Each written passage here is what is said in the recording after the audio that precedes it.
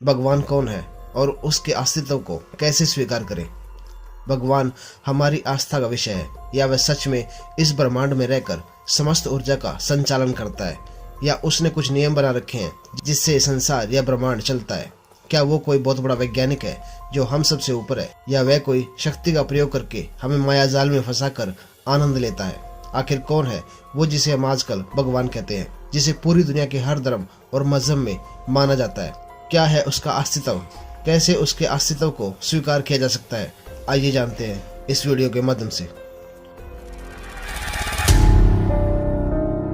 ईश्वर को इस बात से कोई फर्क नहीं पड़ता कि हम उसके अस्तित्व को स्वीकार करें या नहीं करें।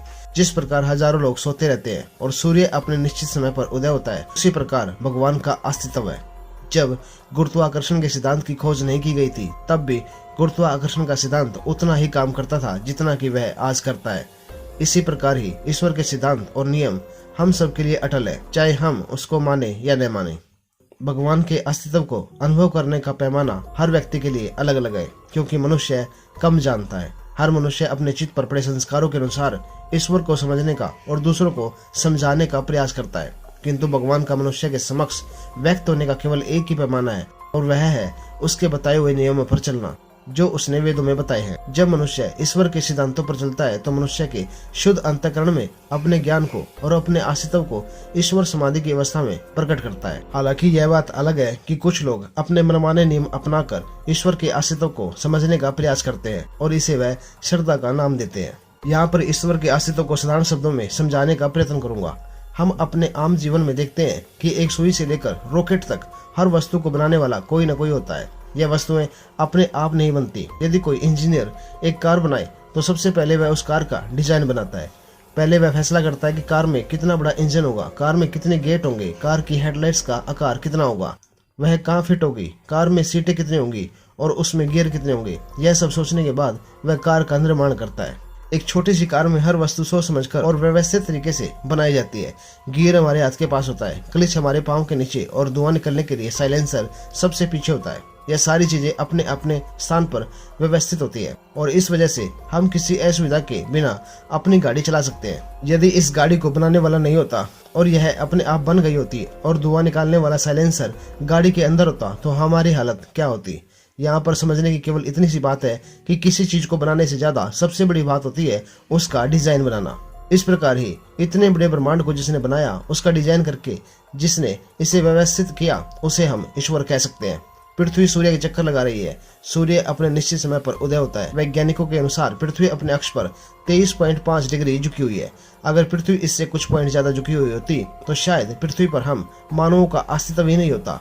इसके साथ साथ हर मौसम का अपने समय पर आना, वायु में ऑक्सीजन की मात्रा जो कार्बन डाइऑक्साइड हमारे लिए घातक है, वह पेड़ पौधों के लिए सही है। पेड़ पौधे इस कार्बन डाइऑक्साइड का प्रयोग करके हमें शुद्ध ऑक्सीजन प्रदान करते हैं। गुरुत्वाकर्षण जिसकी वजह से हम पृथ्वी पर बने हुए हैं, आपको क्या लगता है यह सब कुछ बिना सोचे समझे या बिना डिजाइन किए ही बन गया? हर रचना का एक रचनाकार होता है। इसी प्रकार इतनी बड़ी रचना का रचनाकार ईश्वर कहलाता है।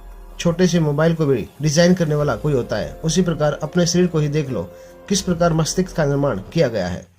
उसके ऊपर देखने के लिए आंखें, सुगंध के लिए एक नाक, सुनने के लिए 2 कान, स्वाद महसूस करने के लिए जीभ, चलने के लिए पांव और कार्य करने के लिए हाथ, भोजन के लिए पेट, जो हम घास फूस खाते हैं उससे रक्त बनाने वाली मशीन, यानी शरीर का निर्माण करने वाला ईश्वर ही तो है।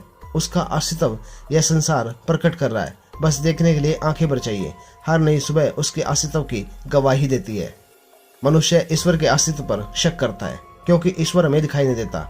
तो हमें वायु, अल्फा, बीटा, गामा आदि एक्स किरणें, रेडियो एक्टिव तरंगे, सर्दी, गर्मी, भूख, प्यास, यह सब भी नहीं दिखाई देते, लेकिन हम इन्हें अनुभव कर सकते हैं। उसी प्रकार ईश्वर है।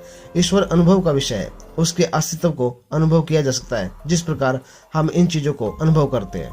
ईश्वर चेतन है और चेतन को केवल चेतना से ही देखा जा सकता है। हमारे शरीर का निर्माण प्रकृति के कणों से हुआ है, जिनमें हमारी आंखें भी आ जाती हैं। आंखें भी प्रकृति के 5 महाभूतों से बनी है, जो कि जड़ पदार्थ है। यदि हमें ईश्वर को देखना है तो उसे केवल अपने शुद्ध अंतःकरण में ही देखा जा सकता है और अनुभव किया जा सकता है। अपना कीमती समय देने के लिए धन्यवाद।